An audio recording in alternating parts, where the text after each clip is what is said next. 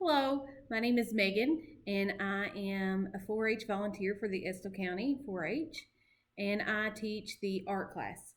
I'm going to go over some items that you picked up today in your Intaglio print grab and go kit.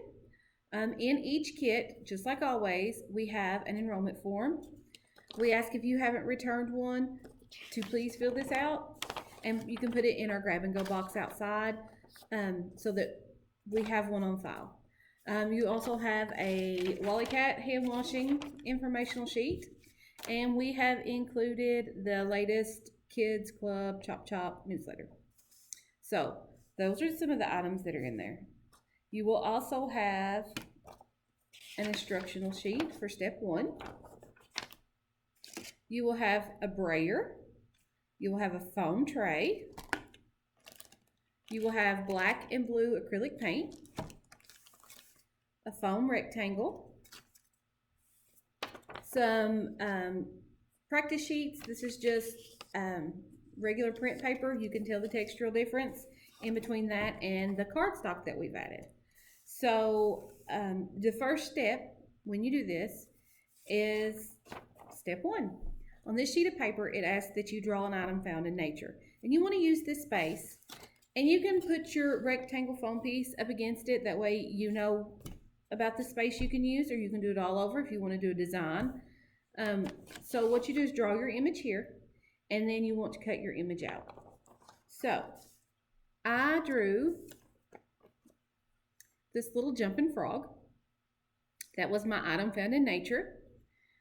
And then you're going to take your foam rectangle, and you want to tape your image to your foam rectangle. Then taking a pencil or a pen, trace over your image. You want to press hard enough that the image is going to show on the piece of foam. So you can lift it up, make sure that it's showing. It will press through the paper. You can see it's went through. And you can also, when you feel your paper, you can feel that it has been pressed hard enough. You don't want to press so hard that it went through your foam piece. That's too hard. You just want to have it engraved into your foam like this. So once your image is engraved to your foam, take your sheet off, and then I took a pen and I went back over and I traced the image on the frog. So you want to practice a few times first. And what you'll do is pick out your paint color, and you don't need a whole lot of paint. You'll pour some in your foam tray. This is a dab of the black paint. And what I did is I took my brayer and I spread it out evenly and made sure that there was a complete layer all across the brayer of black paint. And then I laid my foam piece down on a piece of newspaper. That way I didn't get any paint on my surface. And I took my brayer and I started at the bottom with the paint on it. Not a whole lot. You don't want a whole lot of paint on this. You just want the surface completely covered. And I started at the bottom and I rolled to the top. And then I picked up my brayer from the image, started at the bottom, rolled to the top. You want to do that and make sure that your image is completely covered with paint. Not thick, just completely covered. Once you've done that, I've added some of these thin sheets of paper that you can practice on first. So you'll lay your paper down on your flat surface and then pick up your image. You might get some paint on your hands, that's fine.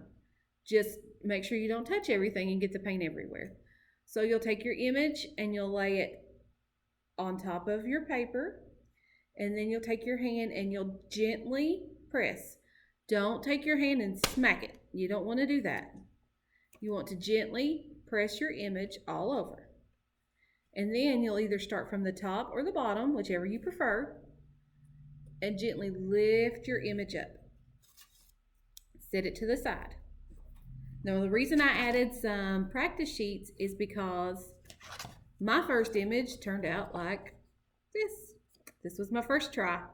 So what I had to do was I went and I washed this off in the sink. Make sure that you have a parent with you, and make sure you clean up your mess. So once I washed the paint off, I took a paper towel and I wiped it off and dried it. And then I took an ink pen and I said, okay, you can't really see the image. I can see some of the outline.